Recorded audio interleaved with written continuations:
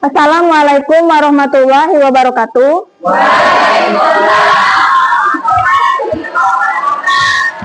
Apa kabar? Baiklah. Jadi di sini materi kita pada pagi hari ini adalah akhlak terpuji dan akhlak tercela. Tapi Ibu akan mengabsen dulu ya pagi ini. Jadi ada yang tidak hadir? Ada. Siapa? Andika. Andika. Apa keterangannya? Alfa. Selain Andika ada yang tidak masuk? Oke, jadi kita langsung saja masuk ke dalam materi ya. Jadi materi kita pada siang hari ini adalah akhlak terpuji dan akhlak tercela. Tapi sebelumnya Ibu mau tanya dulu kepada anak-anak, ada yang masih ingat materi kita di minggu kemarin? Ada yang masih ingat tidak? Lupa. Jadi materi kita di minggu kemarin adalah tentang malaikat dan sifat-sifatnya. Jadi Ibu mau bertanya, ada di antara anak-anak yang masih ingat? Saya sebutkan salah satu nama malaikat beserta tugasnya. Ada yang masih ingat? Ya, Dini? Malaikat Jibril. Ya, benar. Tepuk tangan dulu untuk Dini. Ya. Ada lagi yang masih ingat? Nama malaikat beserta tugasnya. Iya, Penny? Malaikat Ridwan di dalam surga. Ya, benar. Tepuk tangan dulu untuk Penny. Oke. Jadi langsung saja kita masuk ke materi kita, yaitu akhlak terpuji dan akhlak tercela ya. Nah, jadi Ibu mau tanya dulu kepada anak-anak, ada yang tahu pengertian akhlak? Apa itu akhlak? Ada yang tahu?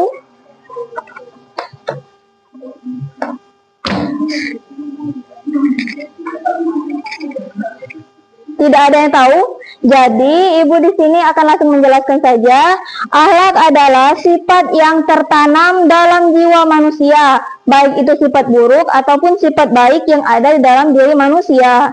Jadi akhlak berdasarkan sifatnya terbagi menjadi dua. Ada yang bisa menyebutkan? Dua jenis akhlak. Nah, jadi ada dua jenis akhlak yang akan kita pelajari pada siang hari ini, yaitu akhlak terpuji atau akhlak mahmudah dan akhlak tercela atau mazmumah. Ya, benar. Baiklah, jadi untuk akhlak terpuji atau akhlakul karimah adalah tingkah laku yang menimbulkan perbuatan baik sesuai dengan akal sehat dan ketentuan syariat. Akhlak terpuji bersumber dari dua hal, yaitu agama dan tradisi atau adat istiadat. Jadi, akhlak terpuji itu perbuatan baik yang kita lakukan di dalam kehidupan sehari-hari. Ya, jadi akhlak terpuji yang akan kita bahas di sini ada dua, yaitu sabar dan ikhlas. Sebenarnya akhlak terpuji itu ada banyak ya anak-anak jenisnya. Tapi kali ini Ibu hanya akan menjelaskan tentang sabar dan ikhlas. Iya. Oke.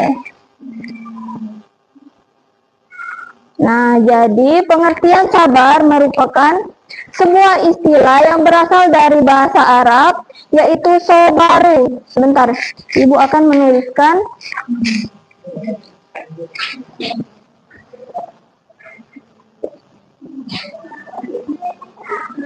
Nah, jadi yang di belakang kelihatan nggak? Ya. Kelihatan. Ya, jadi kata sabar berasal dari bahasa Arab, yaitu sobaru, yang artinya menahan, mencegah, atau sabar. Sedangkan dari segi istilahnya, sabar adalah menahan diri dari sifat kegundahan dan rasa emosi, kemudian menahan lisan dari keluh kesah, serta menahan anggota tubuh dari perbuatan yang tidak terarah atau perbuatan negatif ya. Oke. Orang yang sabar akan menerima hal-hal yang baik dan disenangi serta akan mendapatkan pahala. Tapi jika kalian tidak berbuat sabar, maka akan menerima hal-hal yang tidak disenangi dan juga akan mendapatkan dosa. Ya. Jadi, bentuk perilaku sabar dibagi menjadi 3 macam, yaitu yang pertama sabar dan taat kepada Allah. Yang kedua, sabar dalam menghindari maksiat. Dan yang terakhir adalah sabar saat menghadapi ujian atau musibah dari Allah. Jadi, perilaku sabar tadi dibagi menjadi 3. Apa yang pertama tadi? Sabar dan taat kepada Allah. Lalu yang kedua, sabar dalam menghindari maksiat. Dan yang terakhir adalah sabar saat menghadapi ujian. Iya. Nah, untuk membiasakan diri kita berperilaku sabar, ada hal-hal yang bisa kalian lakukan. Jadi, kalian bisa melakukan hal ini agar dapat membiasakan diri berperilaku sabar, yaitu yang pertama adalah selalu ingat bahwa marah tidak akan menyelesaikan masalah. Jadi, kita itu tidak boleh emosi ataupun marah-marah dan harus bersabar dalam menyelesaikan masalah. Lalu yang kedua adalah bergaul dengan teman-teman yang baik. Kita harus memilih teman yang baik karena teman dapat mempengaruhi sifat kita juga ya. Dan yang terakhir adalah yakin bahwa orang yang sabar akan dekat dengan Allah. Nah, lalu ada juga contoh dari perbuatan sabar dalam kehidupan sehari-hari yang bisa kalian terapkan di dalam kehidupan kalian sehari-hari. Nah, jadi perbuatan sabar ini kan perbuatan positif. Jadi kalian bisa menerapkannya dalam kehidupan sehari-hari. Itu yang pertama adalah menunggu dengan tenang saat berada di antrian panjang seperti di supermarket atau di tempat umum lainnya tanpa mengeluh. Nah, kadang kan kita sering menunggu ya di saat antrian panjang seperti saat kalian sedang ingin membeli barang ataupun ketika kalian ingin menunggu antrian sesuatu. Nah, kita tidak boleh marah-marah dan tetap harus tenang dan bersabar dalam menunggu antrian kita tadi. Nah, yang selanjutnya adalah mengendalikan emosi ketika ada orang yang menyebalkan atau mengkritik kita, dengan tetap berbicara sopan dan tidak membalas dengan marah. Nah, kita di sini tidak boleh menggunakan kata-kata kasar, terutama dalam marah kepada orang tersebut. Jadi kita tidak boleh emosi dan tetap bersabar dan menjawab dengan tenang. Oke, yang selanjutnya adalah sabar dalam belajar meskipun materi yang dipelajari sulit atau butuh waktu yang lama untuk dipahami. Nah, kita kan kadang ketika sedang ingin ujian atau mungkin sedang kalian ingin menghafal sesuatu, mungkin ada materi atau pelajaran yang sulit untuk dipahami dan mungkin sulit dihafal juga. Nah, jadi kita harus tetap bersabar dan mempelajari sedikit demi sedikit materi yang ingin kita pelajari tadi. Kita tidak boleh marah, jadi kita harus bersabar dan tetap harus menghadapinya dengan tenang. Oke. Nah, lalu yang berikutnya adalah menghadapi masalah dengan tetap tenang dan tidak mudah panik atau menyerah, melainkan mencari solusi dengan kepala dingin. Nah, kita tidak boleh marah-marah seperti yang Ibu bilang tadi. Jika sedang menghadapi masalah, kita harus tetap tenang dan harus menyelesaikan masalah dengan kepala dingin. Jadi pikirkan dulu masalahnya tadi, jangan langsung bereaksi. Lalu materi yang berikutnya adalah ikhlas. Nah, jadi secara bahasa, ikhlas bermakna bersih dari kotoran, sedangkan secara istilah, ikhlas berarti niat mengharap Allah dan ridhanya semata dalam beramal sebagai wujud menjalankan ketaatan kepada Allah Subhanahu wa Ta'ala dalam kehidupan di semua aspek. Jadi, ikhlas merupakan akhlak yang agung karenanya ia memiliki kedudukan yang sangat penting dalam setiap amalan, baik amalan hati, secara lisan, maupun badan. Nah, jadi nilai setiap amalan seseorang di sisi Allah adalah tergantung pada keikhlasan dia dalam berniat. Artinya, menjaga niat yang ikhlas semata-mata karena Allah. Nah, jadi anak-anak, perbuatan ikhlas ini merupakan realisasi dari perbuatan sabar tadi ya. Baiklah, yang pertama yang akan kita bahas di sini adalah tentang materi iri. Nah, jadi iri berarti merasa tidak suka terhadap keberuntungan orang lain. Sedangkan secara istilah, iri adalah perasaan hati yang tidak senang atau benci terhadap nikmat yang diperoleh oleh orang lain, serta berharap nikmat tersebut hilang dari diri mereka. Jadi anak-anak, ada beberapa cara yang kita bisa lakukan agar dapat mengatasi perasaan iri, yaitu yang pertama dengan meningkatkan rasa syukur dan menyadari bahwa setiap orang memiliki rezeki dan nikmatnya masing-masing. Jadi kita harus fokus pada apa yang kita miliki dan selalu bersyukur setiap nikmat yang diberikan oleh Allah. Kita tidak boleh mengeluh karena mungkin itulah rezeki yang diberikan Allah kepada kita. Selain itu, kita juga harus mengingatkan diri sendiri tentang keburukan diri kita. Sering-seringlah mengingatkan diri kita sendiri bahwa iri hanya akan merugikan kita, dan baik itu di dunia maupun itu di akhirat. Nah, lalu yang berikutnya adalah dengan fokus dengan diri sendiri. Alihkan perhatian kita dari kesuksesan orang lain dan hanya fokus pada pengembangan diri kita sendiri. Jadi yang kita lakukan adalah mencari tahu apa itu kelemahan kita, apa kekurangan kita, dan hanya fokus pada diri kita sendiri tanpa perlu berfokus kepada orang lain. Kita harus tetap bersyukur dengan apa yang ada dan jangan bersikap iri kepada orang. Lalu yang berikutnya adalah dengki. Nah, sekarang Ibu mau tanya, ada yang bersedia membaca tulisan yang di depan? Kalau ada, ya silakan. Nah, kepada Sri dipersilakan. Silakan baca tulisan di depan ya. Oke, jadi dengki atau hasad adalah perasaan tidak senang terhadap orang yang mendapat nikmat dari Allah. Orang yang memiliki sifat hasad selalu iri hati jika mereka melihat orang lain hidup senang, dan mereka merasa bahwa yang berhak memiliki segala sesuatu itu hanyalah dirinya sendiri. Jadi, sifat dengki ini merupakan bentuk perbuatan dari sifat iri tadi. Pertama, jika sifat iri tadi itu termasuk ke dalam sifat atau pemikiran. Ada beberapa contoh dari perilaku dengki yang bisa terjadi dalam kehidupan sehari-hari. Nah, perbuatan dengki ini merupakan perbuatan yang dilarang dan tidak diperbolehkan, yaitu yang pertama, menyebarkan gosip atau fitnah. Ketika mereka merasa iri terhadap keberhasilan seseorang, mereka dapat menyebarkan gosip atau berita buruk tentang orang lain yang tidak disukainya. Nah, jadi kita tidak boleh menyebarkan gosip atau fitnah di dalam kehidupan sehari-hari. Jika ada seseorang yang kita tidak sukai, nah jadi tidak perlu untuk mengatakan hal-hal yang bertentangan dengan sifatnya ataupun fitnah dari orang tersebut ya.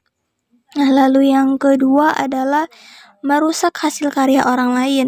Nah, misalnya dalam perlombaan atau tugas kelompok, ada yang sengaja merusak atau menjelekkan hasil kerja teman karena merasa cemburu terhadap kemampuannya. Nah, jadi kita juga tidak boleh merusak ataupun menjelekkan hasil kerja teman karena merasa cemburu terhadap kemampuannya. Nah, lalu yang berikutnya adalah mendoakan keburukan secara diam-diam. Seseorang yang berharap orang lain yang lebih sukses atau beruntung akan mendapatkan musibah atau masalah. Jadi dia itu mendoakan secara diam-diam tentang keburukan untuk si temannya tadi. Nah, itu adalah perbuatan yang dilarang. Oke, yang berikutnya adalah menghina atau meremehkan keberhasilan orang lain. Ketika seseorang mendapatkan prestasi atau kesuksesan, orang yang dengki akan mengeluarkan komentar negatif seperti itu cuman kebetulan atau nggak sehebat itu kok. Nah, jadi di sini kita tidak boleh mengomentari kata-kata yang negatif ataupun menjatuhkan teman kita tadi. Jika seorang berhasil, maka kita harus mengucapkan selamat dan tidak boleh bersikap iri ataupun dengki terhadap orang tersebut. Lalu yang terakhir adalah enggan memberikan bantuan. ketika seorang membutuhkan bantuan, kita harus membantunya, tapi membantunya hanya batas kemampuan kita. Kita juga tidak boleh memaksakan diri kita untuk membantu orang tersebut.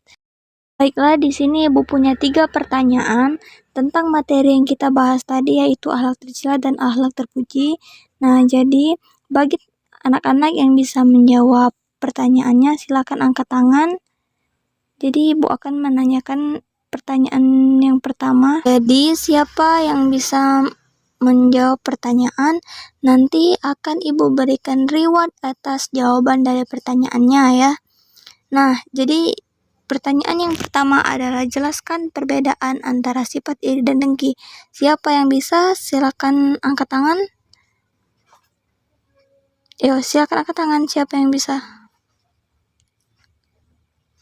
Oke. Nah, oke, baiklah, kepada Ayu dipersilakan.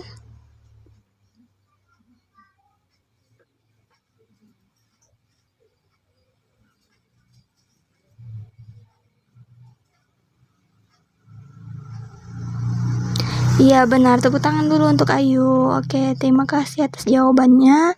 Benar, perbedaan sifat iri dan dengki itu adalah sifat iri adalah perbuatan yang tidak suka dengan orang lain, sedangkan sifat dengki adalah realisasi dari perbuatannya tadi, atau perbuatan iri tadi ya.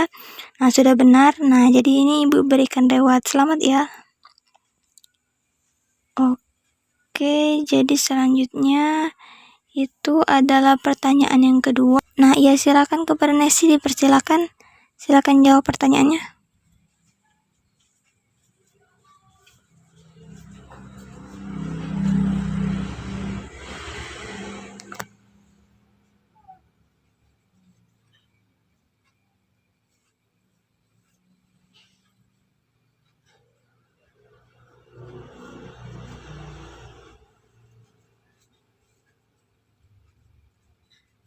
Ya benar, tepuk tangan dulu untuk Nesi. Ya benar.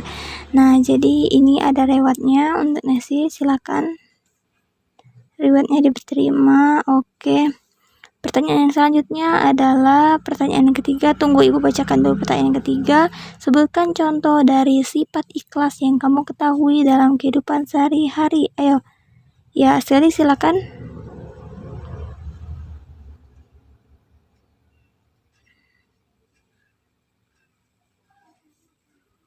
Ya benar, ayo tepuk tangan untuk temannya. Nah, jadi ini hadiah yang terakhir. Oke. Nah, jadi tadi itu sudah pertanyaan ketiga dari sesi pertanyaan kita. Ibu lihat kalian sudah bisa menjawab pertanyaan dengan baik dan sudah memperhatikan apa yang Ibu ajarkan pada siang hari ini. Selanjutnya, adapun kesimpulan kita pada siang hari ini adalah materi kita tentang pengertian akhlak, yaitu akhlak terpuji, akhlak mahmudah, dan akhlak tercela, yaitu akhlak mazmumah. Akhlak terpuji merupakan akhlak yang baik dan harus kalian terapkan dalam kehidupan sehari-hari, dan akhlak tercela merupakan akhlak yang buruk yang tidak boleh kalian terapkan di dalam kehidupan sehari-hari, jadi dilarang. Nah, adapun contoh dari akhlak terpuji itu adalah yang pertama sifat sabar dan juga ikhlas. Lalu contoh dari akhlak tercela adalah sifat iri, dan juga yang berikutnya adalah sifat dengki. Sifat iri dan dengki itu tidak boleh kalian lakukan karena itu adalah perbuatan yang dilarang. Perbuatan yang harus kalian lakukan dalam kehidupan sehari-hari adalah akhlak terpuji, yaitu sifat yang berisi perilaku sabar dan juga ikhlas seperti yang sudah Ibu jelaskan tadi sebelumnya. Oke, mungkin itu saja yang bisa Ibu sampaikan tentang materi kita pada siang hari ini. Lebih dan kurangnya Ibu mohon maaf. Terima kasih dan sampai bertemu di minggu depan. Wassalamualaikum warahmatullahi wabarakatuh.